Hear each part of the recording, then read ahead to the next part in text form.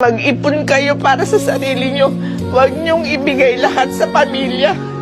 Kasi hindi kayo nakakasiguro na pag tumanda kayo at wala na kayong pera, aalagaan kayo ng mga yan. Katulad ng nangyari sa akin, nung wala na akong pera, halos kaaway na ang turing sa akin.